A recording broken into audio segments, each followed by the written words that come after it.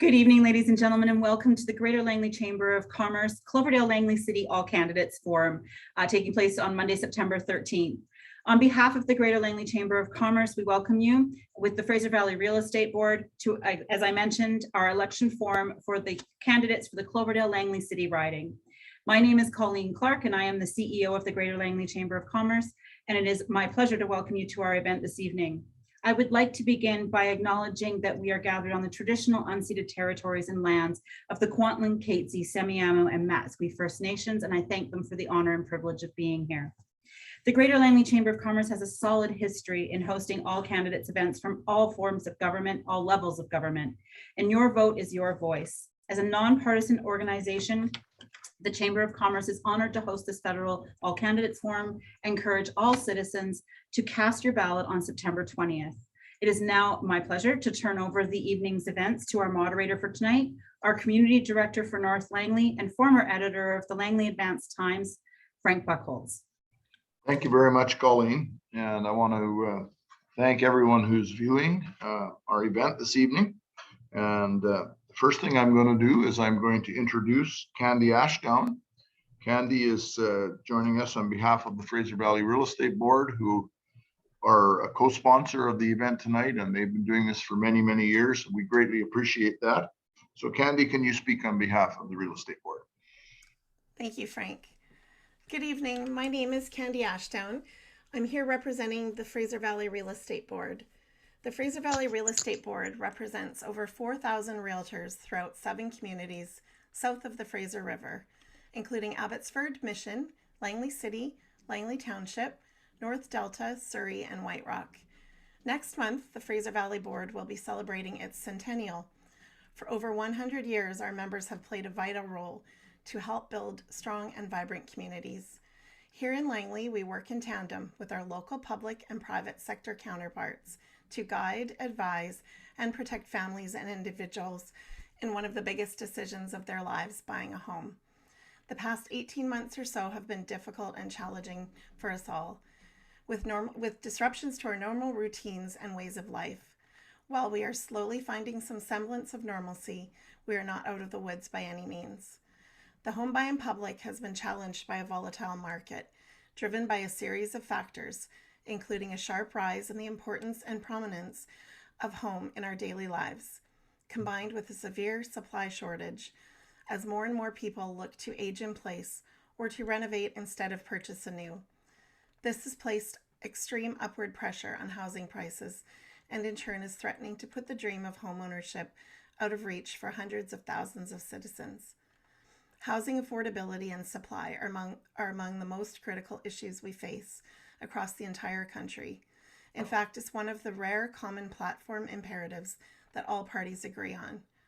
While we acknowledge that there are no easy fixes, we urge the federal government to find the will and capital to work closely with provincial and municipal counterparts to expedite solutions across the nation before we reach a crisis situation. With thousands of members on the front lines of this issue, connecting with buyers and sellers every single day, the Fraser Valley Real Estate Board understands the needs and challenges Canadians face when it comes to a basic right, shelter. We are ready, willing, and able, along with our provincial and national counterparts, to collaborate with policymakers and public officials to secure that right for every Canadian. We thank the Greater Langley Chamber of Commerce for the opportunity to hear from the candidates, and we look forward to the meeting and dialogue. Have a great evening. Thank you. Thank you very much, Candy. Much appreciated. And I just want to remind those who are on the Zoom call that the Chamber is live streaming this event on Facebook as well. If somebody's in touch with you and wants to see it on Facebook, it's there. We will also post a recording of this event video on our YouTube channel. Please feel free to view and share these with family and friends that were unable to attend right at the moment. And we still have 1 week until voting day. Voting day is 1 week from tonight. And undoubtedly, there are people still wanting to make their minds up. And I think the various views they will hear tonight hopefully will help them in doing so. So the order of speaking for opening remarks was drawn just prior to the meeting. And this is the way we will proceed. Each candidate will be given a maximum of 2 minutes for opening remarks. Colleen will put a sign up to give you a warning. And then at the 2-minute mark, then we will just mute and we'll move on to the next candidate. So please stick to the 2-minute limit. The limit will be enforced. Then candidates, there will be a variety of questions that I'm going to ask on behalf of the chamber and on behalf of the real estate board, and also some questions that have been submitted by members of the community and by our members, and get to as many of those as we can. Our meeting is going to end at 7:30, and at the tail end of right after the questions, we are going to have 2 minutes for closing remarks. We're going to go in reverse order, and so we're going to adjourn at 7:30 sharp. So the reality is that we will ask questions till about 7:20 or so. So that's going to give us plenty of time, I think, to cover most of the questions that we have.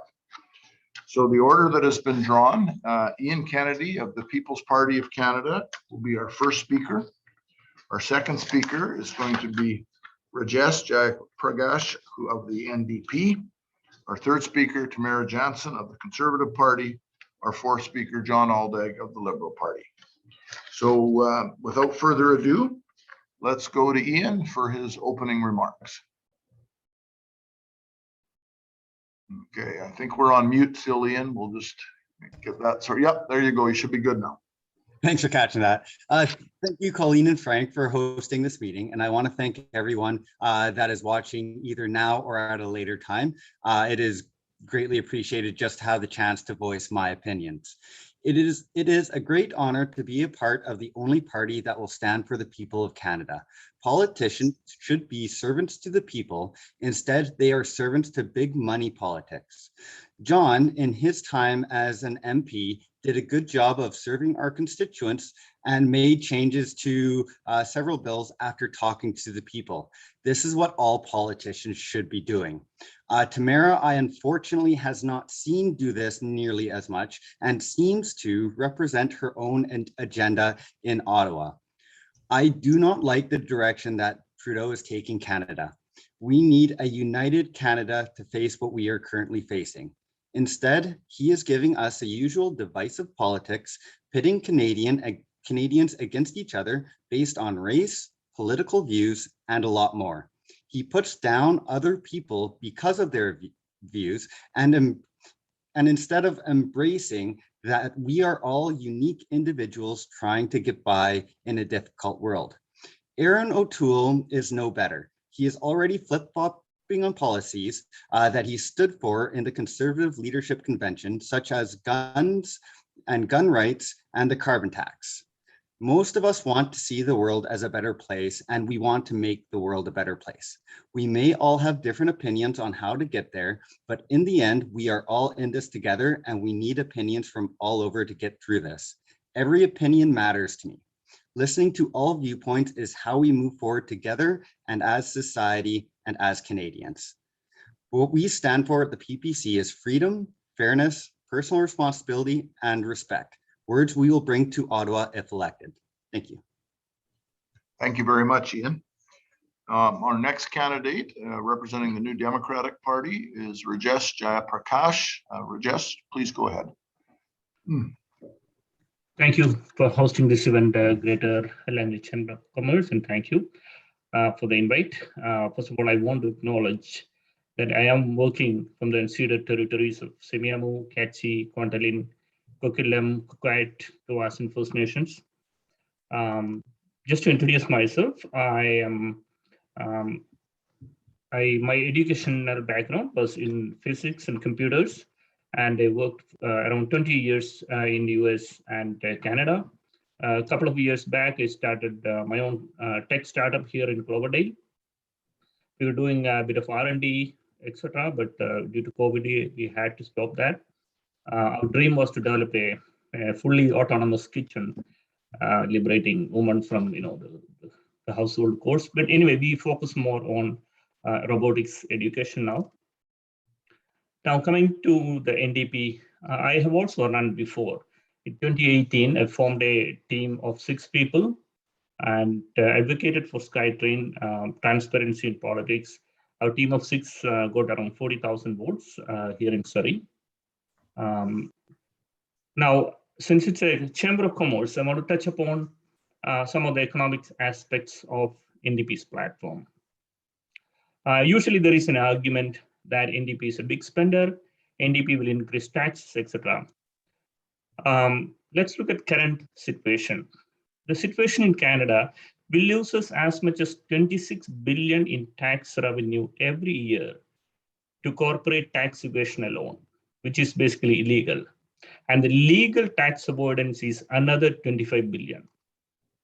And we are providing less and less funding to CRA for the enforcement division.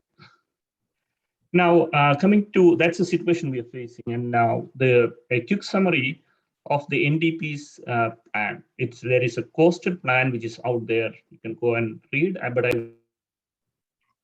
Thank you, Rajesh. Yeah, your time is up, but you will have some opportunity to deal with those as we get to the questions. We really do want to stick to the time limits. Our next speaker will be Tamara Johnson. Tamara is the candidate for the Conservative Party. 2 minutes, please, Tamara. Yes, thank you very much. It's great to be here. Thank you, Colleen, Frank, for giving us the opportunity to be able to kind of shine a light on the different platforms. I know for myself being new, it's been a real adventure going through the pandemic as the MP for the riding. I've done a lot of work in order to ensure, obviously, everybody needed support when we were first having the challenge of the pandemic, trying to figure out how to get out of it, how to deal with it. So we had a lot of work to be done when it came to ensuring people were getting support. I know that we're excited now that as we move forward, we have actually a great COVID recovery plan. Hopefully everybody's had a chance to take a look at our plan, but if they haven't, I love to be able to let you know what's all going on in our plan. We really need to rebuild Main Street. Small business has been hurt so hard during this pandemic. We've heard at committee that many small businesses actually suffered so badly. They had $170,000 each new debt because of the pandemic. So I imagine a lot of the people listening here have had these issues, having to pay for all the different pandemic protocols and so forth. So a lot of challenges have been laid on the backs of our small business, who are the job creators in our community. So I've worked very hard on your behalf, whether it be hospitality, tourism, restaurants. I know that you've really, really struggled through this, and we want to continue to make sure that you have what you need. Part of our Rebuild Main Street wants to make sure we have a super SEBA. We're going to make sure you don't have just a $60,000 loan. You actually can access up to $200,000 for ensuring that you can get to the end of COVID. So I'm excited to be here. Thank you very much for having me. I'd love to be able to explain more. I'm hoping the questions will go give me a better opportunity to tell you all the different things we're planning. Thank you very much, Tamara. And our final speaker in the opening remarks is John Aldag, the candidate for the Liberal Party. John? Good evening, everyone. I'll begin by saying that I will probably shut my camera off between questions. We just finished an event with Justin Trudeau in the west end of Surrey. And so I'm sitting in my car, and there's going to be a lot of motion as I move my phone around.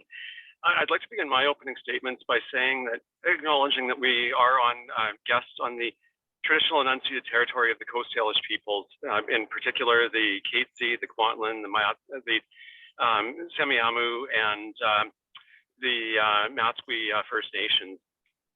I had the privilege of representing Cloverdale Langley City from 2015 to 2019, and I have a strong record. Those who don't know me, I was a Parks Canada National Park Service employee for 34 years prior to politics, and so environment is very near and dear to me.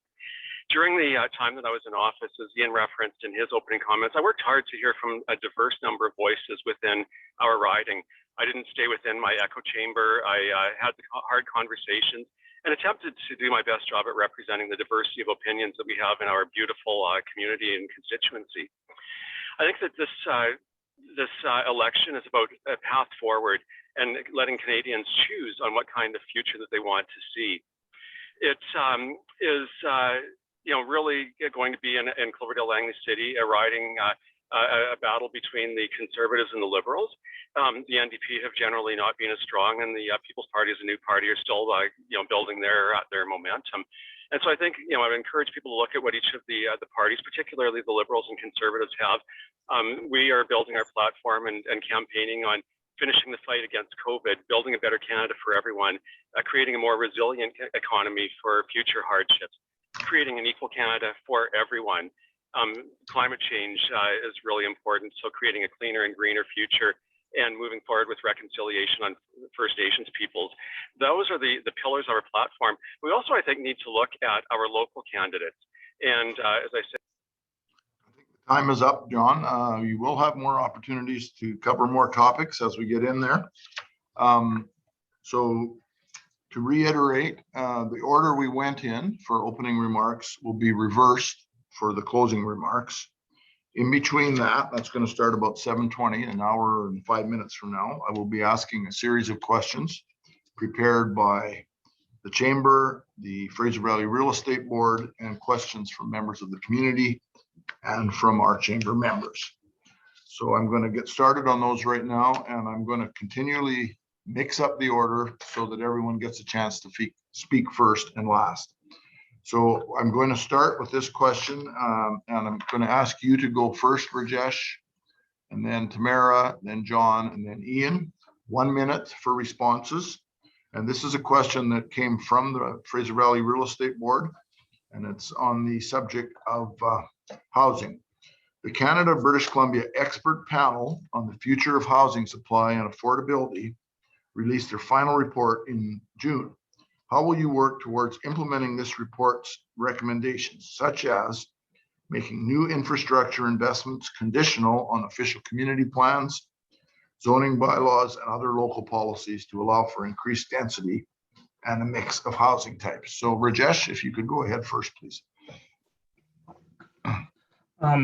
Road infrastructure investment. NDP's approach is to invest more in transportation infrastructure as well as developing new homes, since it is coming from the real estate board. But we are our general strategy is to work with the provinces and the municipalities to improve the developments in the area. Specifically in terms of housing, we are offering to create 500,000 new affordable houses in the area, but also offering federal lands whenever and wherever it makes sense to create more co-op houses and any kind of new arrangements in which to help people find more homes or create more homes. Yeah, thank you. Thank you very much, Rajesh. And our next respondent to that question will be Tamara Johnson of the Conservatives. Thank you. I think the big thing is to partner absolutely with municipalities and the private sector and bring more housing into our area. I think we are going to kind of encourage that things be built close to public transport. And as you know, we have already said that we are going to be supporting the SkyTrain. So that's very exciting. We need to make sure that we are assisting municipalities and provinces in getting those homes. We're talking about trying to get 1 million homes built over the next 3 years here in Canada. We know that housing is a massive issue. Affordability is a massive issue. And the Conservatives are looking at creative ways to help in doing that. We're actually even looking at taking 15% of federal real estate and putting that into availability as well for housing. So it's a great, exciting, creative way of making sure that we work together with municipalities on getting them the housing that they need. Thank you very much, Tamara. And our next respondent to the question, John Aldag of the Liberals. John? Our platform includes a number of measures that would have the federal government working with other levels of government, provincially and municipally. We started off when we were first formed government, and we introduced the National Housing Strategy, the first time that the federal government had been involved in housing discussions in Canada in more than almost 4 decades. And we've demonstrated the willingness and ability to work with other levels of government to make this happen. We've committed to 1.4 million housing units over the next 10 years. And in order to make that happen, we have a program of working with the municipalities in particular who are responsible for things like zoning, densification. It's the Housing Accelerator Fund, and that's a way of helping make sure that we continue to deal with the supply side of the equation that in part is responsible for the lack of affordability of homes, particularly in areas like the Lower Mainland and the GTA. We also have extensive programs to help communities grow. We already have committed $1.3 billion, the largest amount of investments in this area's transit in the history of. Okay, well, thank you, John. And our final respondent on this will be Ian Kennedy of the People's Party. Ian. Thank you. So I'm going to try to blitz through this really quickly, but this is one of my favorite aspects of the PPC platform. A PPC government will substantially reduce immigration quotas from about 400,000 immigrants planned by the Liberal government down to 100,000 to 150,000 per year. This will help reduce demand for housing and cool down the markets in Vancouver and Toronto, about which 40% of these immigrants stand or land and stay there kind of thing. We want to modify the Bank of Canada's inflation target from 2% to 0% to cool down inflation in all sectors, including housing. We want to work with provinces to curb speculation and money laundering by foreign non-resident buyers in Canada's land and housing markets. We want to privatize or dismantle the Canada Mortgage and Housing Corporation, a mammoth government agency that fuels the housing crisis instead of helping cool it down. All it has ever done is encourage Canadians to buy houses they cannot afford and accumulate massive amounts of debt that the federal government and ultimately Canadian taxpayers will be responsible for. Time is up, Ian. Thank you. Okay, our next question is a very relevant one. And we're going to start with Tamara, then John, Ian, and Rajesh. As most of you, or probably all of you know, today is the first day of the vaccine passport in British Columbia. And I was at an event earlier today that was in a restaurant and couldn't get in until I showed my vaccine passport. And personally, I have absolutely no problem with that. The question to each of you is, do you and your party support vaccine passports in large venues and for travel and for non-essential services? And I think my going into the restaurant for this event would be considered a non-essential service. So we'll start with Tamara and then move through the other three. Tamara? So we think that the vaccines are definitely a huge tool in getting us out of that pandemic. I think that's really important that we make sure that we are using the tools that we have available to us. Like the vaccines, and we have to actually build some confidence. We've lost some trust as government with many Canadians because of the different messages that have been sent out. But we also believe that vaccines are a personal health choice. So we want to make sure that people are choosing to take a vaccine because they understand that it is a safe way of moving us towards getting back into business and getting our lives back on track. And yeah, sorry, 15 seconds. That's all I got to say. Okay, well, thank you, Tamara. John. Our party is strongly in favor of vaccine passports. We also believe that the only way out of this pandemic is through full vaccinations. And so federally, we have jurisdiction over certain things such as cross-border travel, international travel. We have said that we want to keep Canadians safe so we want to have anybody coming into Canada double vaccinated and have proof that that is the case. They also need to be have a non-positive or negative COVID test 72 hours before coming in, and then also 2 days after entry. And that's a way of helping keep Canadians safe. On the issue of the vaccine passports for essential or non-essential services that we've seen, that's very much a provincial jurisdiction, but we fully commend the province of BC as an example for doing this. It is, there's a discussion about taking away rights. Well, we believe that the 85% of Canadians should have the rights protected, the ability to go to places and venues safely and be able to dine and recreate and do other things without fear of infection. And so. Okay, thank you, John. And then next we will hear from Ian Kennedy of the People's Party. No, we heard from Ian. Oh, We're hearing from I'm- Rajesh. I'm sorry, Rajesh. Yeah. Right. I'm learning Rajesh. I'm working my way through. Yes, you're next. Yeah. Okay. The pandemic has been hard for us, as all of us. And Mr. Trudeau has focused his selfish interest and called a summer election in the middle of a pandemic. And we need more steps now. Jagmeet and NDP would make vaccines mandatory for federal workers and in all federally regulated workplaces to keep all the people safe. And on passports, NDP will make proof of vaccination easy to get for everyone across the country, no matter what province they are from. We also in support of a national vaccine passport system. Thank you. Thank you, Rajesh. And next, we will hear from Ian of the People's Party. Ian went first on that question. We're finished that one, Frank. No, he Tamara didn't did. answer. Sorry. I just Sorry. wanted to, Frank, I hate to interrupt, but I just want to think, I don't think Ian and John can see when I'm doing the timing. Can you? Do you have more than one Yeah, screen? yeah, let's find that out. Can you see the? No, can you- I can't see it. I don't know where you're posting it. I'm Okay. holding it, On my I'm phone as holding it up, so you can Okay. only see no. one person. So I'm ma- only seeing Frank, or the last one I only saw Tamera, so I don't know how if anyway, I'm not. Okay, well, maybe Colleen with John, we can just say when it's 15 seconds, if you can just say 15 seconds. What about Perfect. you? Thank What you. about you, Ian? Can you see the timer? We need Ian to be unmuted, Sumner.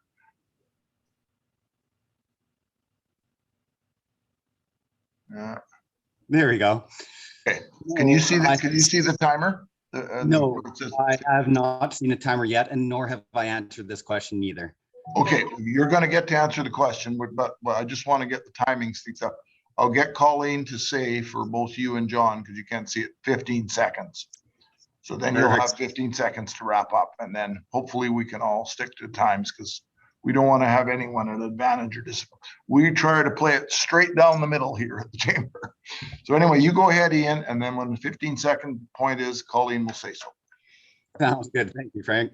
So the People's Party of Canada is highly against the the vaccine passports, period, end of statement. The unprecedented government response to the COVID-19 pandemic has had massively negative repercussions on Canadians' physical and mental health, economic well-being, as well as our rights and freedoms. The standard approach to pandemic management has always been to protect the vulnerable and allow the rest of the healthy population to go about their regular lives while building herd immunity. Lockdowns of entire populations and COVID mandates and the vaccine passports were never part of any pre-COVID pandemic planning. Lockdowns, mask mandates, school closures, and other authoritarian sanitary measures have not had any noticeable effect on the course of the pandemic. 15 Regions or seconds. countries that implemented the strict measures have been impacted as those that did not, both equally.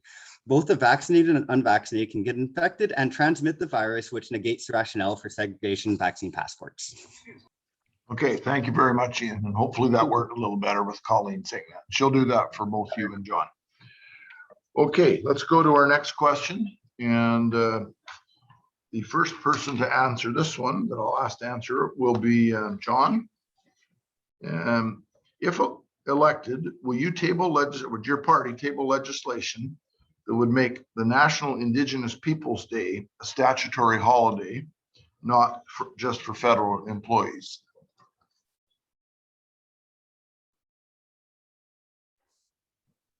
I was trying to find it.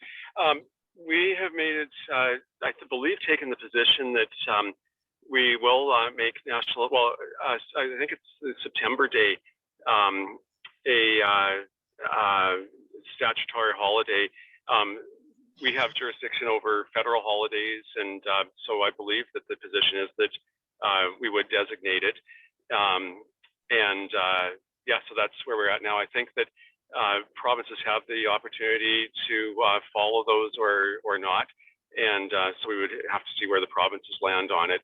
But the intention is to, given the horrific stories that are coming out of loss and tragedy from families that lost their children, that we feel that we do need to recognize this That's why flags are still flying at half-mast until we can actually discuss with First Nations how we move beyond this. And we feel that having some form of 15 formal seconds. recognition is very important for Canadians and the Indigenous persons living here to reflect and remember as a step toward reconciliation. Thank you. Thanks, John. Next, we'll hear from Ian of the People's Party. Thank you, Frank. Now, I personally believe that if it is a federal holiday for federal employees, that it should be a holiday for all Canadians. For I believe that we should have equality across the board. We definitely need to reconcile with the Natives, and we need to figure out a way to move forward together.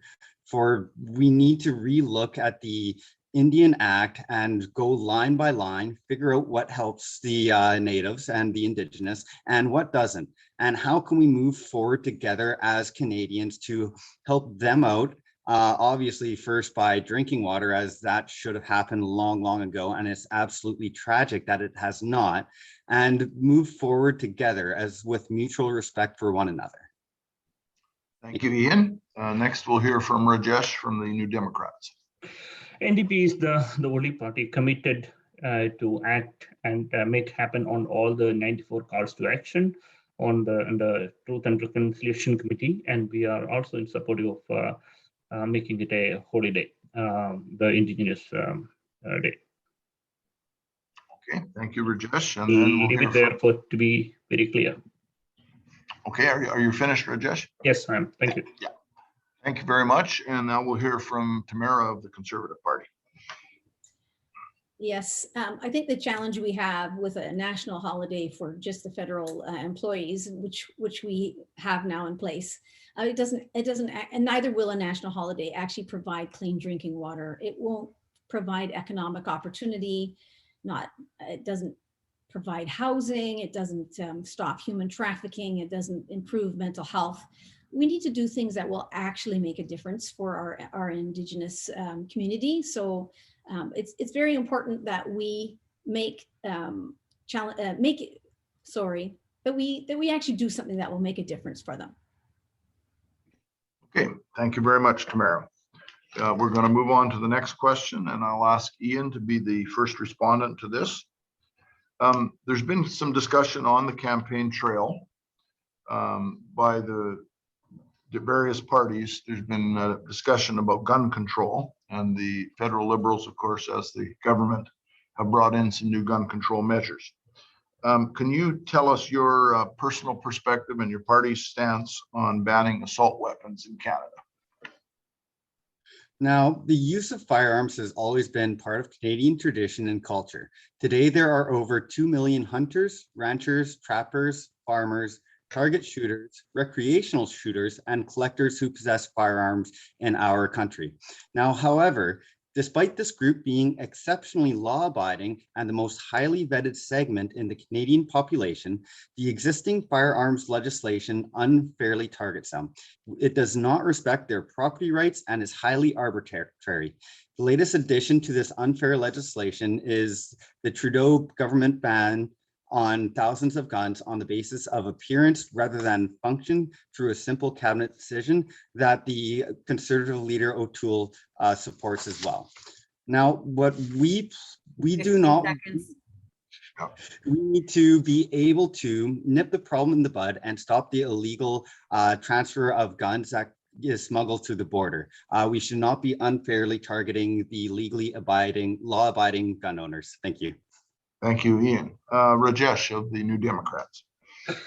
Now, Canada, a lot of lives has been lost due to guns, or the lack of control on guns. That is a fact. Whichever way you look at it, facts are facts. It's something we cannot change. So if the past is any indication, the future is also not going to be very similar. So NDP is definitely in favor of gun control for protecting the public safety of Canadians. Okay, thank you very much, Rajesh. And then we'll go to John of the Liberal Party. So on gun control, we have taken actions and stand by the actions that we've taken. We feel that there is more work that needs to be done on hardening the border to make sure that we aren't seeing weapons come up from the Americans, and that includes, continuing investing in borders and port security. We find it so really concerning, some of the words that we've heard coming out of the Conservative Party and the leader, Aaron O'Toole, in that they are being courted very much by the gun lobby, and are saying, yes, they will, no, they won't, respect things, the laws that are there, that they'll review things, but they've asked the gun lobby to go against the Liberal Party to support the Conservatives. I think that, the short end of it is that the Liberal tent is not looking at expanding into the aggressive gun lobby to try to bring assault weapons back in the streets, to try to bring other weapons that have been banned and that are used in intimate partner violence and frankly homicide. So we feel that the laws that we have are working, but there's more work that can be done on borders and others. So I'll leave it at that. Okay, thank you, John. And then Tamara of the Conservative Party. The challenge we have here is, doing things like this gun buyback program, is that we're actually tackling a problem with an incorrect solution. We know that law-abiding gun owners are not the ones that are creating the violence. We need to actually focus on the things that will actually make a difference. We need to make sure that we're not having guns being smuggled in and drugs. We need to tackle, kids being brought into gangs. So our recovery plan has all kinds of great ideas on how we can actually, try to get the kids before they even get into the gangs and so forth. So let's spend money where it will actually make a difference. Yet again, let's make sure that the programs that we're implementing are programs that will make a difference. Okay, thank you very much to the four of you on that one. The next question I'm going to ask you is another question prepared by our partners at the Fraser Valley Real Estate Board.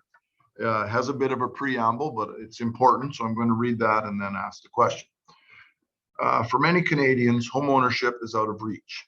Lack of housing supply is the root issue, but there are measures that can help make owning a home more affordable, such as increased incentives and the ability to borrow to fund home purchases. How would you respond to critics who argue that housing affordability is simply a provincial and municipal issue and can only be solved at the local level, and that the federal government has limited levers to help Canadians with housing issues? What is your party planning at a federal level to help Canadians finance their first home purchase and realize their dreams of owning a home? And we will start with Rajesh of the New Democrats. We believe federal government has a role in this to play. Of course, respecting the provincial and municipal jurisdictions, but it's important to work with them.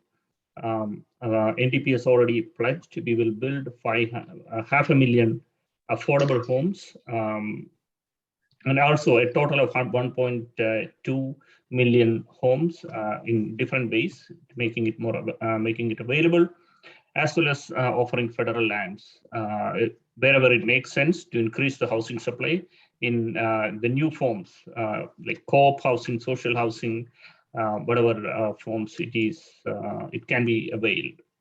And that will make a difference, and we will continue to work with the federal and municipal counterparts to address this. And I also want to say that, housing is such a big problem, and both the Conservative as well as Liberal has been in power, and the average home prices increased 300,000 in the last 5 years. They had their chance. It's our NDP's chance. Thank you, Rajesh. Our next respondent to the question, Tamera of the Conservative Party. So housing is a big issue, and I'm excited to tell you that our recovery plan has a whole bunch of great ideas in it. I do encourage you to go to the Conservative website and check out the Canada Recovery Plan, because all the details are in there. It's a very readable document.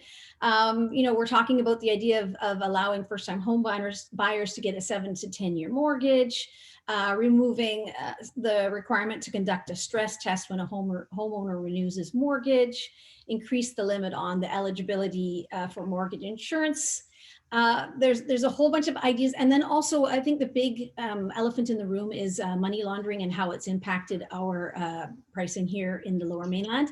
So we're going to be closely examining the findings of the inquiry, and we will be implementing recommendations. So it's exciting stuff.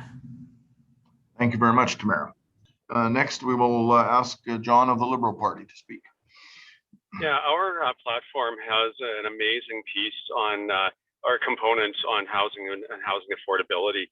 Some of the highlights include actions, very concrete actions, like a 2-year moratorium on foreign home ownership for speculative purposes, a tax on anti-flipping, or to prevent or anti-flipping measures, so that we're not seeing housing prices increase through that practice. There would be things like doubling the first-time home buyers tax credit from $5,000 to $10,000. It would save money for home buyers. Also looking at reducing monthly mortgage costs by reducing CMHC's mortgage insurance by 25%. I touched on building 1.4 new homes, but also adding converting underused or abandoned office buildings into housing. There's a pathway for renters to get into home ownership, and a new tax-free first home buyers savings account, which operates much. Okay, thanks. Yeah, thank you, John. And then we will hear from Ian of the People's Party. Now, while housing is primarily a provincial or local responsibility, Ottawa's involvement over the years has only resulted in distorting the housing market. There is nothing the federal government can do to change provincial or municipal zoning bylaws, but it can stop contributing to the overheating of the housing market, which I did explain a little bit earlier and will hopefully get back to again. Now, overall inflation has become a major problem in every sector of the economy and is a consequence of inflationary monetary policy. That is, the Bank of Canada is printing too much money in order to fund the gigantic deficit that we are facing today. This inflationary policy adds to the already overheated conditions in the housing market. Now, what the point that I missed earlier, that I quickly rifled through earlier, is want to stop funding social housing, which unfairly competes with private developers and has historically been a financial, social, and urban planning disaster in every city where it's widespread, especially in Langley, according to a couple of the residents in Langley City I talked to. Thank you. Thank you very much, Ian. And then the next question we'll get on to, and we will start with Tamara on the responses on this. Given the increasing crisis of global climate change and the negative impacts on communities, economies, infrastructure, and services which have resulted from slow or delayed action to address causes, what policies and objectives will you and your party champion to make climate action a top priority? Tamara? Okay, again, we have great things written in our COVID recovery plan, Canada Recovery Plan. So I do encourage everybody to go check it out online. One of the ones that I thought was really exciting, there's a whole bunch of ways we can do it that we're going to be working on it, but one that I really thought was exciting because of the business aspect of it, we actually have a plan to help tech companies that are working in green technology and so forth, actually develop new technologies here in Canada, and they would actually be getting I believe it's a huge tax cut. I think it's 50% or something like that. So our tech companies will end up being paying the lowest tax in the entire world. So what we want to do is we want to get businesses actually working on developing new technologies that will help us get greener and cleaner. And we're going to do that with giving them tax credits and encouraging them to do what they do best, which is create new things. Thank you, Tamara. Next, we'll go to John of the Liberal Party. We have an absolutely fantastic climate change strategy, and it can also be found on my website, johnaldag.ca. I'd encourage people to look at it because there are many, many aspects of it, things that are already happening that we'll be building on, but also new actions. For us, we recognize that climate change is real and we need to take aggressive action. We also need to do it in a way that the economy will not be destroyed. We've had people like Andrew Weaver, the former Green Party leader in British Columbia, endorse the Liberal Party's plan as the most realistic for getting to our 2050 net zero carbon economy targets. We've had Mark Jacquard, a noted SFU economist, rate our plan as 8 out of 10. And then I've had Elizabeth May, a former colleague, give a shout out to me from across the floor for the work that I've done. So amazing plan. I'd love to go into it. I hope there's more questions on this because there's more than a minute's worth of items to talk about here. Thank you, John. And next we'll hear from Ian Kennedy of the People's Party. The Liberal government is spending billions of dollars at home and abroad to fight global warming, or climate change as it is now called, to account for every natural weather event and its opposite. Now, in order to lower greenhouse gas emissions, we have been imposed taxes and countless regulations. The government has subsidized inefficient and costly green technology and is blocking the development of oil resources crucial to our prosperity. It is an undisputed fact that the world's climate has always changed and will continue to change. Until 12,000 years ago, much of Canada was under ice, and it is thanks to natural climate change that we can live in this beautiful country that we live in. However, in my opinion, there is no scientific consensus on the theory that CO2 produced by is caused by dangerous global warming today or will in the future. I believe that, unfortunately, that this is fear-mongering, and all these predictions that have been made in the past with the future stage in the 70s has not come true. Thank you, Ian. And then our final speaker on this question will be Rajesh of the New Democrats. Yeah, climate change is clearly the number one issue we are facing. It's a question of existence itself for the whole humanity, and we NDP we take it in all the seriousness of it. It is we are seeing that People's Party is still denying climate change. Conservative was kind of partially accepting it, and John and company is accepting it, but still refusing to take much action, just words. You can see that Canada has missed all the targets again for our climate targets. Also, Canada is the country where emissions are still increasing. New Democrats, on the other hand, have a firm commitment for 50% reduction of climate targets by 2030. We also have a plan, very detailed plan, which is available on our website. You can go check it out without endangering our economy. We are investing in clean jobs and creating 1 million. Thank you, Rajesh. Our next question comes from the chamber.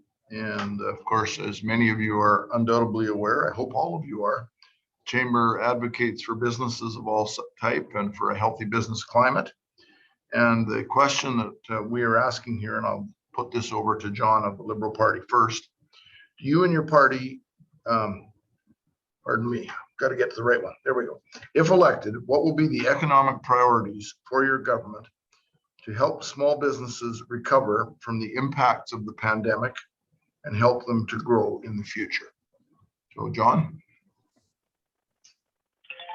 We first of all believe that we needed to support small businesses through the pandemic.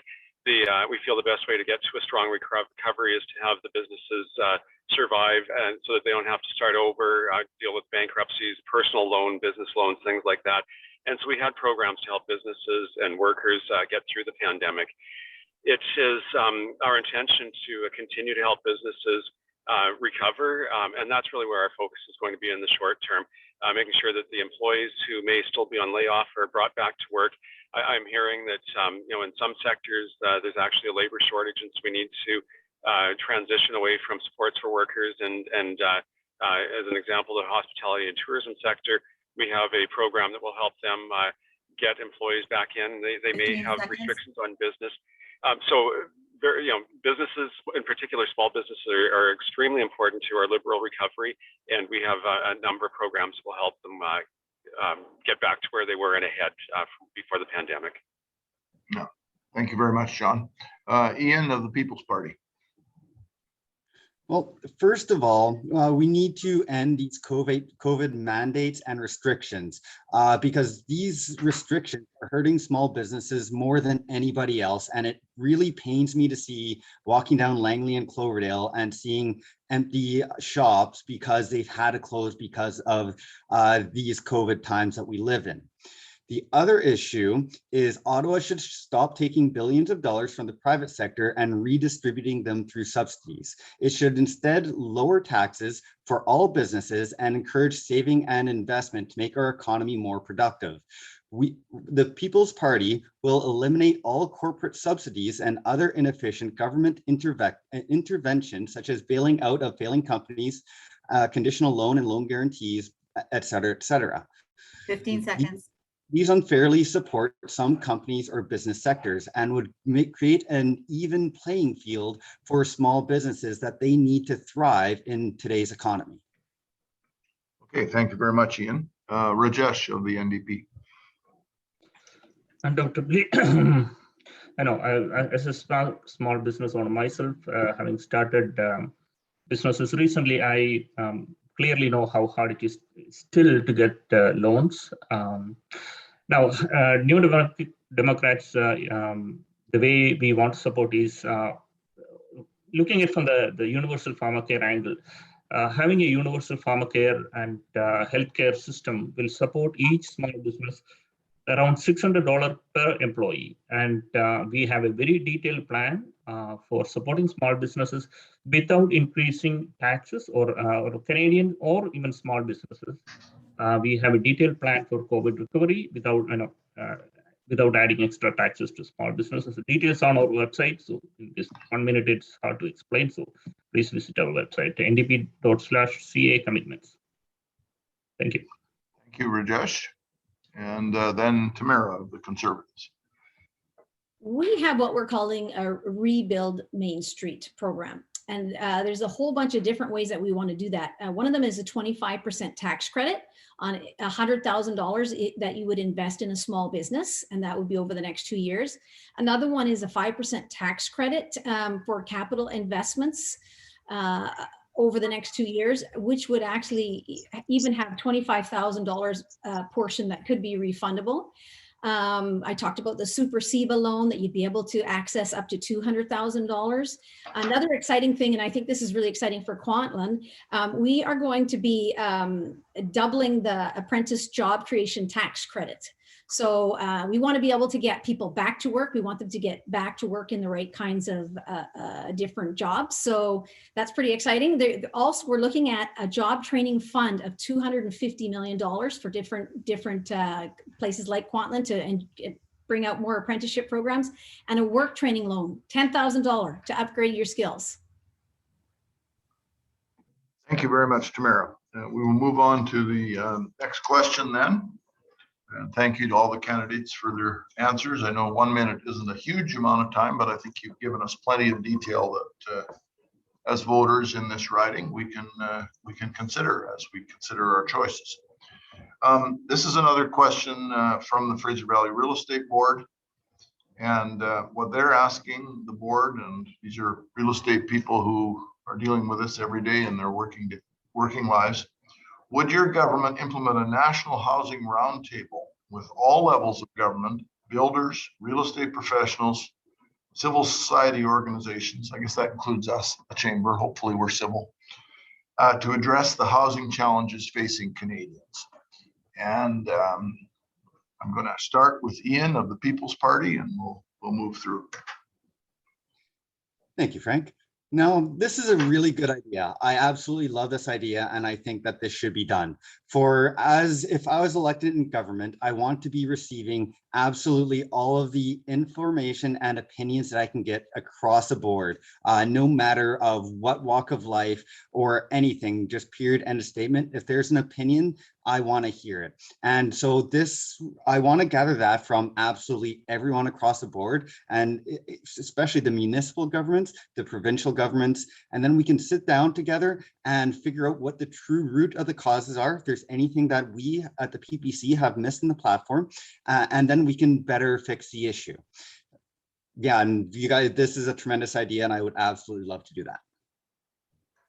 thank you very much, Ian. Next, Rajesh of the New Democrats. It sounds like a new suggestion, a good suggestion. We will leave it there that we NDP almost in any topic is very looking forward to partnership. We have said that we will be working with municipal government and the provincial governments already, and looks like a good idea to us for now. Okay, thank you, Rajesh. John of the Liberal Party.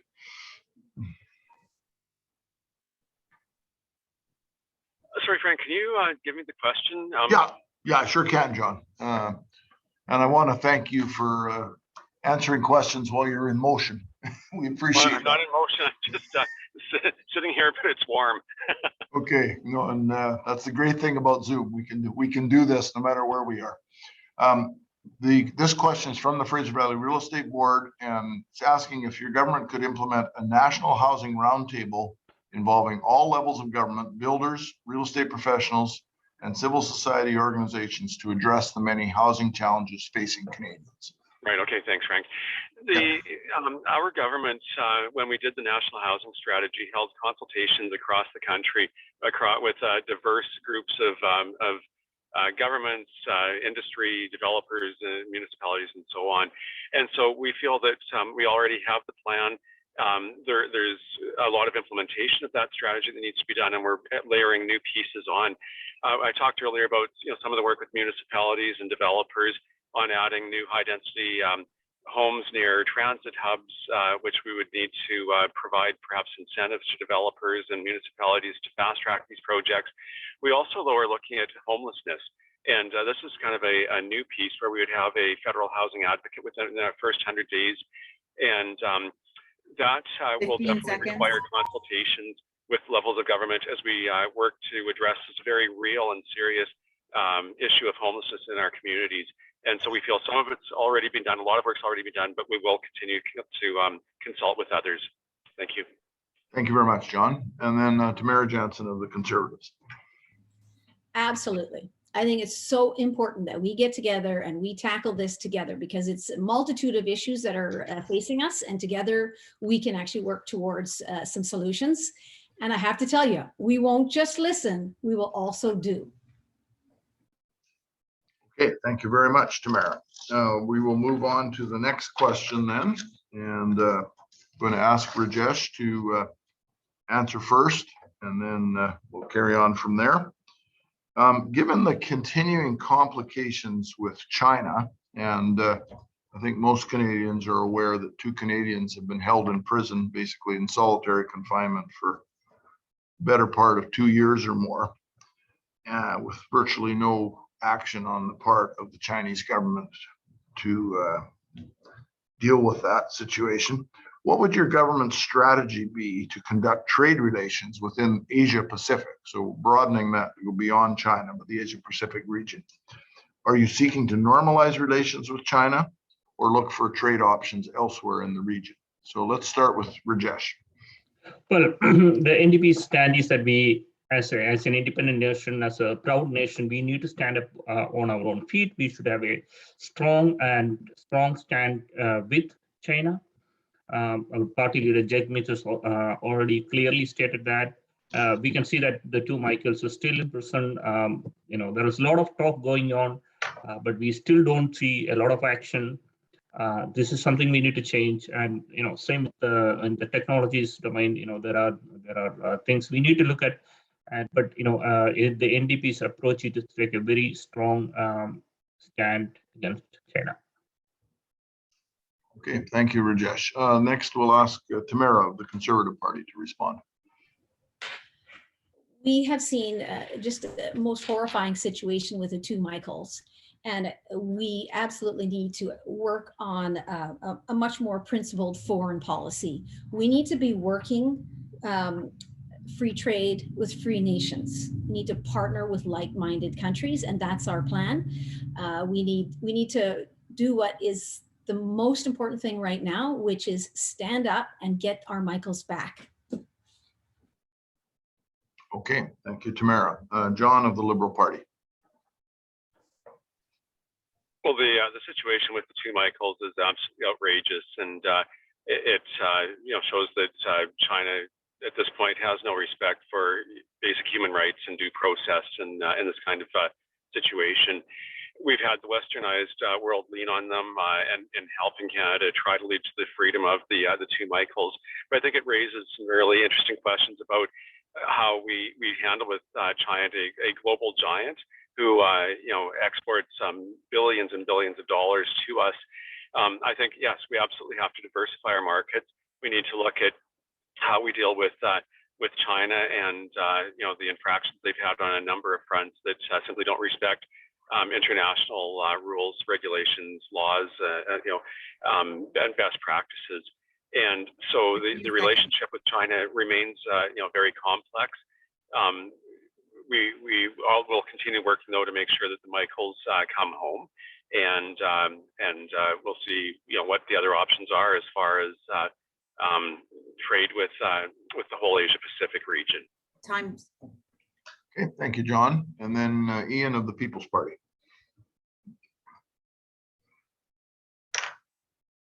Ian, you're still muted. It's okay, I reset the timer. Is that good? Yep, there you go. Thank you. My bad. So first of all, it is an absolute shame that Michaels are still being kept in jail. We need a strong Canadian government that protects the rights and freedoms of all Canadians. For that should always be the first and foremost responsibility of the Canadian government, is to protect Canadians. And that's really about it. Like, we need to take a stronger stance against China to be able to get the Michaels back. Now I would highly like to see everything being kept in Canada. I would love to see Canada start to develop our natural resources so we can start manufacturing things in-house instead of depending on other countries to be doing it for us. And I think this situation really highlights the need for us as Canadians to start building in-house. That way we don't need to depend on other countries, and especially ones with poor human rights records. Okay, thank you very much, Ian. And I believe everyone got a chance to speak on that. Yes, they did. So we're going to move to the next question. I've still got quite a few questions here, so I'm not sure I'm going to get through to all of them, but we're going to do our level best. Just as a very brief preamble, in 2017, the Liberal government proposed some changes to small business taxation, which caught the business community and the chambers of commerce by surprise. And John, who was the MP at the time, was very involved in setting up meetings to explain this more and hear from business. And I recall, I think the first time I met Tamera, she was at one of those meetings and was explaining some of the concerns as it related to her family's business.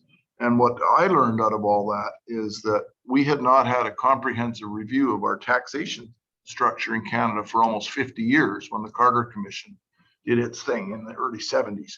So the question is, and we'll start with John, would you support a thorough review of Canada's taxation structure with the goal of making it easier to understand and more efficient? So this is not something that is in our specific platform, but it's something that I would wholeheartedly support. When Ralph Goodale and I served together, I talked to Ralph as a former finance minister, and as you say, Frank, the last review of the tax system in Canada has been 50 years ago. Since then, we've had boutique tax credit after boutique tax credit added by various governments. And when I was door knocking a couple of days ago, somebody's comment was, the tax system seems to work for the wealthy and not for the working class people that are trying to get ahead. They can't understand all of the various incentives and savings and things like that. And so I believe that in the interests of small business, of individual Canadians, that having some sort of review of the tax system to simplify, streamline would make good sense. It's time. And I would love to champion that should I go back to Ottawa. Thank you, John. Tamera. Absolutely. And that's in our plan. We are going to have a comprehensive review so that we can improve competitiveness lower rates, and simplify the rules. This is what small business needs. We are also going to appoint a taxpayer ombudsman. CRA needs to be far more responsive to Canadian needs. And that's what we are absolutely going to do as we go forward. And just so you know, Bill C-208, we met in regards to that. We got that through so that businesses, family businesses can sell to their kids on a level playing field with a tax. So I'm pretty excited. I did that with my colleague, Larry McGuire. Unfortunately, the Liberals actually told the finance department to ignore the law when it came into place, but we got it anyways. Good. Thank you very much. Ian of the People's Party. I am absolutely all down for the review. However, I would really like to make things even simpler than all of that. We do need to stop using our tax system for political ends and make it simpler and fairer. In particular, we will, as a PPC, if we got a full mandate, we will eliminate targeted tax measures that are inefficient and serve no compelling public policy purpose. We want to cut all taxes after balancing the budget. So personal income taxes, corporate taxes down from 15% to 10%, getting rid of all the little things, just period, end of statement, to make things simpler, fair, and that'll help, especially the small businesses, get on an even playing ground with the bigger businesses that can afford the lawyers to go through everything line by line for all those little loopholes that should not be there to begin with. Thank you. Thank you, Ian. And then Rajesh of the NDP. NDP has a very strong stand on the taxation. And let me begin by saying that when NDP introduced the 1% wealth tax, both conservative and liberals voted against it. And now we have a situation in Canada where Canada is losing $51 billion per year in taxation from large corporations alone. And this is numbers by Parliamentary Budget Office and CRA, and it was in the news already. Now, for the recovery, for the COVID recovery, NDP want to include the wealth tax and closing this tax loopholes, which will bring in an additional revenue of $166 billion to enable our COVID recovery. The details of our tax plan is on our website. You can refer that. So we are not only talking about or just creating roundtables about it, we are going to act on it. Thank you. Thank you very much, Rajesh. We'll move on to the next question. I'm going to start with Tamera on this one. You were in Parliament when this legislation was being discussed, and there was a lot of discussion in the community as well. What are your thoughts about Bill C-10, the bill which many people said would allow the government to control what people say on social media and have other restrictions on their privacy?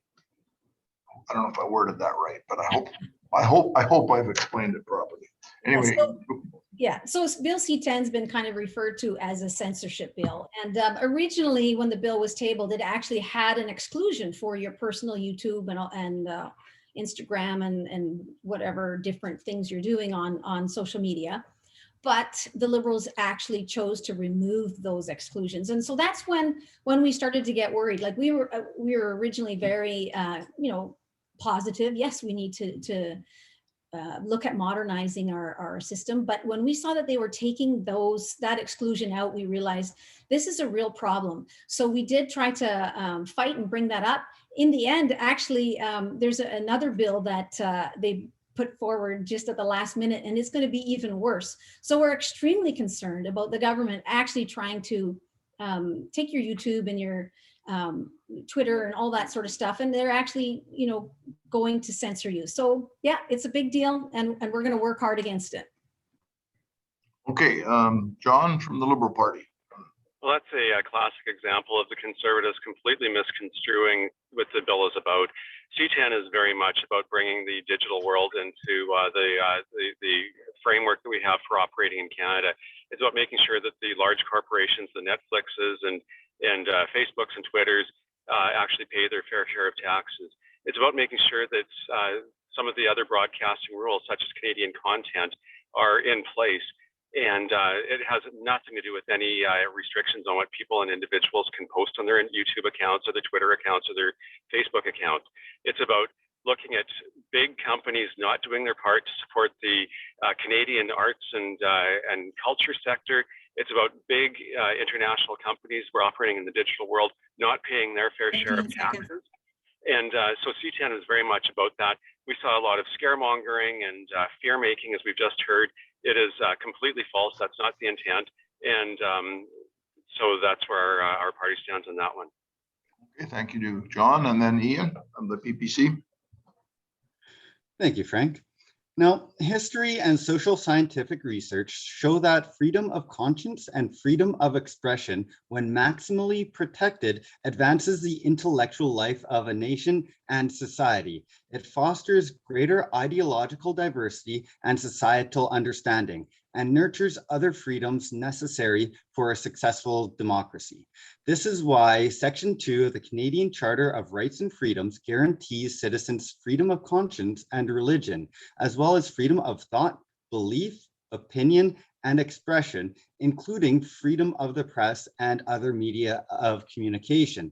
Now, with specifically Bill C-10, the PPC will repeal Bill C-10 along with Bill C-16, M103, and C-36. We need to ensure Canadians can exercise their freedom of conscience to its fullest extent as it is intended under the Charter and are not discriminated against because of their moral convictions. Now, hate is and anything against any violence is abhorrent, and we should always fight to stop that. Okay, thank you, Ian. Rajesh of the NDP. I will touch upon to say that, this is an era in which there is a lot of online hate going on, online cyber attacks and, stuff like that. And NDP is standing firm to take action on that, whether it is, whichever platform it is. And that's our stand on that. I will leave it there. Okay, thank you very much. Our next question is, just found it. No, I missed it again. Here it is, sorry. Next question, I'll ask John to go first. We've noticed in recent months that the prices of many things, including food, have been going up substantially. This is at least partially due to supply chain issues, as we're still dealing with the effects of COVID. And this question is, what can the federal government do to support the elderly and families with growing food insecurity and the sharp increases in food prices? So we'll start with John. Sure. I think that one piece of it is the supply side of it. Food security is something that we need to be, I think, really concerned about in Canada, particularly as we continue to see the effects of climate change. We've seen droughts and fires in California, a huge provider of food to Canada and Canadians, particularly on the West Coast. And we lost your voice there, John. As they continue to suffer the effects of climate change. I have an incoming call from Steve Ferguson I need to get rid of. Just a sec. Sorry about that. That's okay. Go ahead. Yeah, so it's about like I say, food security in Canada. What can we do to help our producers? But it's also about how do we offer support. Everybody points out costs of things have gone up, but our incomes haven't. And so we also have a plan to help our pensioners with an increase to their old age security, as well as annual payments for the guaranteed income supplement. And those are a couple of ways that will help on both the cost and supply side. Thank you. Thank you. Ian. Thank you. Now, of course, every political party should want to make things cheaper for all Canadians. The People's Party of Canada is the only party that is standing up to the supply management, which keeps the prices of dairy, poultry, and eggs and dairy products artificially high through the control of production. It bans imports, price fixes, and prevents competition in the market. This system forces producers to buy quotas which grant permission to produce a set amount. Now, this amount of money just keeps supply management, keeps their pockets lined, and gives them way too much power that we need to take away. And only the PPC will do that. We need a free, open, and fair system that will save Canadians billions in dollars, about 3.6 billion per year. Also want to get rid of the CRTC and allow more competition in the telecommunications sector. Thank you. Rajesh of the NDP. NDP, we know that supporting our local food systems is essential to ensure that Canadians have access to a healthy, affordable food. We will work to connect Canadian farmers with initiatives like local food hubs, community-supported agriculture, and networks to increase the amount of food that is sold, processed, and consumed in local and regional markets. NDP will also work with farmers and food producers to develop a national food policy, making our food system stronger all across the country. And this will include food labeling and traceability. This will be a big step towards increasing the supply of food and making sure food is available. Thank you, Rajesh. And then our final speaker on this subject is Tamara Johnson of the Conservative Party. We are seeing a tremendous amount of increase in costs due to the pandemic. The supply chain has been damaged. I mean, we have people that are asking, we have some old PVC pipe hanging around, and they're asking us, hey, can I buy that? Because people are not able to get any supplies right now. The cost of containers right now is gone up from $2,800 to $28,000. So we need to actually make sure that we're doing as much as we can here at home. So we're going to be encouraging more and more food growing here locally. So whether that be in greenhouses or in fields, we need to make sure that we can grow our own food and we grow it here close. It's much better for the environment if we're growing it right here. And of course, that's my favorite. My favorite topic is growing it in a greenhouse. So let's make sure that we can have food production right here and bring those costs down. Okay, thank you very much. We're getting very close to the time for closing statements. I'm going to try and squeeze one more question in. We weren't able to get to all of them. I want to thank all who submitted questions. Unfortunately, with time limits, we can't always get to every single one.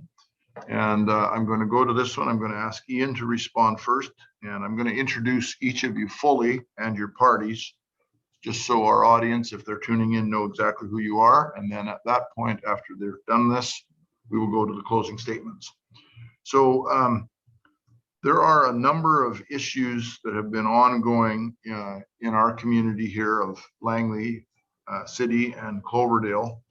One of those has been going on for many years, and I know in my involvement with the newspaper, we dealt with this a lot, is the issue of homelessness. And another one, of course, is drug abuse. And in particular, we've had a real challenge with opioid overdoses in the pandemic, which I think has been kind of overlooked and forgotten by a lot of people because we've been so focused on COVID. And so the question is, if you are elected, would you work with the provincial and local governments to address some of these types of societal challenges that urban centers face? And while these are problems in rural areas, they do seem to be even more significant in urban areas, I guess, because there's more people. Anyway, let's start with Ian of the People's Party. Ian Kennedy, People's Party of Canada. Thank you, Frank. It is absolutely heartbreaking to walk through the middle of Langley City and to see all the homelessness on the streets there. We need to be supporting these people better. Like the issue where the whole opioid crisis comes from is from the big pharmaceutical companies.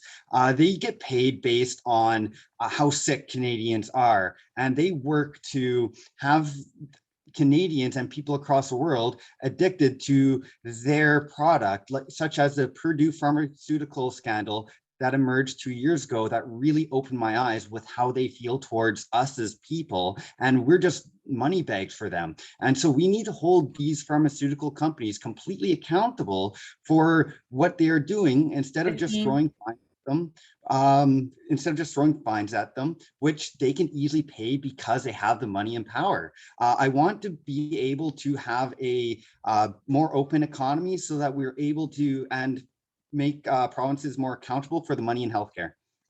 Thank you. Rajesh of the NDP. Rajesh Jaya Prakash, candidate for the New Democrats. Yep. A core component of our approach is fully implementing a right housing and working towards the goal of ending homelessness in Canada within a decade. So that is something a very solid policy position we have put forward. And about the opioid crisis, we are the only party we want to declare that it is an emergency. We have 17 Canadians dying every day, and that truly qualifies it as an emergency. And we are willing to move the federal resources to tackle that. And we can see that in right here in Cloverdale, downtown area, and also in the Langley area. Thank you very much. Next, we will go to Tamara Johnson, candidate for the Conservative Party. Our recovery plan, Canada Recovery Plan, is very, very focused on recovering the mental health of Canadians. And our main goal is going to be recovery for those who have had the opioid challenge has really changed their lives. We are going to put $325 million of money into local community-based programs that will help those who are homeless and those who are suffering from drug addiction. We're going to work on getting 1,000 beds, recovery beds in place, as well as 50 community recovery centers. So again, our main goal is recovery. We want to get these people back into society in a way that will change their lives. You know, we don't want them to remain trapped where they are. We want to help them and move back into society. So that's our main goal, and we're going to work hard on that. Thank you, Tamara. And then our final speaker on this question, and this is the final question of the evening, is John Aldag, candidate for the Liberal Party. John? Yeah, first of all, we have lost too many members of our community tragically to the opioid crises. And we hear a lot as well about the homelessness on our streets. And so I said in one of my earlier comments, we would have a housing or homeless advocate appointed within the first 100 days to work on a strategy to help us meet our target of reducing homelessness in Canada by 50% on a pretty aggressive target. It's going to require a whole bunch of things like actually increasing the appropriate housing supply, the stock that's there, as well as wraparound services. We are also committed to provide greater counseling and mental health supports for Canadians, including those who struggling with addictions and homelessness. It's about adding increased capacity to the medical systems. We're looking at 7,500 doctors, nurses, and nurse practitioners. So we have a great plan to deal with homelessness, the opioid crisis, and we need to do this as Canadians. Thank you very much. And I want to thank each of you for your very detailed questions on a huge variety of topics. I want to thank our questioners who sent these in to us and have prepared these. And now we're going to go to the final part of the evening, which is our 2-minute closing remarks. And we're going to go in reverse order from what we did at the beginning. So the first speaker to have closing remarks will be John Aldag of the Liberal Party. John, and Colleen will give you a warning when there's 15 seconds. So Sure. Well, thank you, first of all, to the Greater Langley Chamber of Commerce, to Colleen and to Frank for moderating this evening. I think these types of discussions are very important to hear about things like party platforms and to hear from us as individual candidates. I would like to say that for the 4 years I was in office, I did my best to have tough discussions, hear from a broad array of perspectives within the community, and to wade into tough discussions as we deliberate very important legislation in the country. I find it very troubling that we have the Conservative candidate who has focused very much on a social conservative agenda and not on advancing the needs of the greater community. She has played the voice of ARPA in Ottawa and has very much lived within the ARPA echo chamber. She used scripture to fight the ban on conversion therapy and referred using scripture to the LGBT community as being dirty or unclean. She sent newsletters when the COVID pandemic started out to every household and business and resident. And not once was there a mention of a single dollar of government assistance. She directed people to 17 evangelical churches for financial and psychological support and counseling services. I think that does a gross injustice. And so I spent the first weeks of the pandemic using my networks to let people know about the government programs that were being rolled out to help them. She fought medical assisted dying in Delta Hospice and in the legislation changes that went before the House. She referred to downtown Langley City as a ghost town when they needed people to be going there and supporting them. This is not the kind of representation that Cloverdale Langley City deserves. It is not the kind of representation that Cloverdale Langley City wants. And as I'm out there, I'm hearing people being very encouraging about the representation that I offered, and that's why I asked on September 20th to vote progressive, vote inclusive, vote John Aldag. Thank you very much, John. And our next speaker for 2-minute closing statement, Tamara Johnson of the Conservative Party. Well, thank you very much for this opportunity to be able to talk to the chamber and the members here. That was a bit of an unfortunate little end to a great evening. I've worked very hard. I began on the health committee and then was on the finance committee. I've been able to actually push forward a whole bunch of different challenges on behalf of the residents here in Cloverdale Langley City. I'm very excited about the Bill C-208 that Larry McGuire and myself were able to push forward in regards to leveling the playing field for small businesses selling to their kids. As a party, what we plan to do is we need to give small businesses like yourselves an actual map forward. You need to have some certainty so that you can figure out where do you invest, where do you go forward with your small business. We're going to be investing in transit, road, rail, broadband. We want to make sure that we get shovels in the ground on projects that will get jobs, create jobs and get our economy moving again. And I've been very excited to be actually able to speak on the finance committee. It's been an absolute adventure to learn how this works and how I can actually help, how I can move things forward on your behalf. So I'm excited to be able to go back to Ottawa if you choose to vote for me. And just like I said, check out our Canada COVID recovery plan. It's on the Conservative website, or you can check out my Facebook page. I have lots there as well. And again, it's been an honor. Thank you very much. Thank you very much, Tamara. And then our next speaker for the 2-minute closing statement is Rajesh Jaya Prakash, candidate for the New Democratic Party. Rajesh. Right. Thank you for this opportunity, Greater Langley Chamber of Commerce. You have heard a lot of plans and talks, but I just want to remind you that both Tamara and John was in Ottawa, and you don't see a lot of progress in housing or climate action, whatever it be. If you do not see, if you are still talking about it, I would like to encourage you to look at the NDP option and vote for Rajesh Jaya Prakash for Cloverdale Langley City. We have a very fully costed platform on our website. I will conclude by looking at just summarizing for some portions of it, since there is a general misbelief that NDPs are big spenders, will increase taxes, etc. So about some numbers, and we expect to spend $214 billion over the next 5 years, while reducing debt to GDP ratio every year and leading us to a path towards balancing the budget. We are not increasing the taxes for average Canadians or small businesses.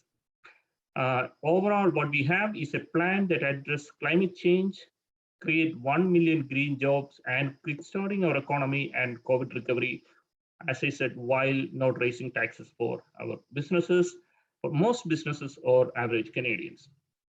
We are also putting Canada towards a path of fiscal responsibility by generating new revenue, which is expected to be $166 billion in the next 5 years. So let's vote for a government that will fight for our future. And this September 20th, vote NDP, vote Rajesh Jaya Prakash for Cloverdale Langley City. Thank you. Thank you very much, Rajesh. And our final speaker in the segment for 2-minute closing statements, Ian Kennedy, candidate for the People's Party of Canada. Ian? We need you to unmute. Once again, thank you for having me, and thank you to Frank and Colleen for moderating this event. You two did a tremendous job, especially on making sure that we all had the equal amount of time to be able to discuss how we all believe that we can make Canada a better place. It was an absolute pleasure to describe how the PPC can make Canada a better place for all Canadians.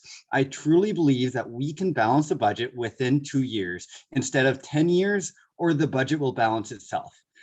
We will reduce taxes and do our best to make things cheaper for Canadians across the board by bringing in more competition and having a true free market economy. I want to fight for all Canadians. I want to create meaningful changes by fixing the root of the problem instead of throwing money at it like every other party. And as we have proven in the past, unfortunately, it hasn't worked well for us up until this point, or at this point that we're currently at. I believe that we can solve every problem we face by having a dialogue that includes everyone that has an opinion, that every opinion needs to be voiced. I want to hear what everyone believes and how we can move forward together. For without all these different opinions, we're just in a very narrow viewed society, which isn't a good thing. Now, I personally want a small government, a government that stays out of people's personal lives and bedrooms. It is none of our places to say who you want to be, because only you can decide that. I want 15 seconds. individuality. Freedom, respect, fairness, and responsibility is what we stand for. I want to make Canada truly a free place again. And please give the PPC a chance, because we can provide meaningful change for the people. Nothing else. Thank you very much, Ian. And I just want to now say that we're going to adjourn this meeting of candidates for MP of the riding of Cloverdale Langley City. Voting day is next Monday, September the 20th. There are other opportunities to vote by mail. You have to register, I think, to do that tomorrow at the latest. And there's also the opportunity to vote returning at the election office. I want to thank all 4 candidates, and these are the 4 candidates in our riding. We do not have a Green Party candidate in this riding. For people who are not aware of that, we have had Green Party candidates in the past. We do not have one in this election.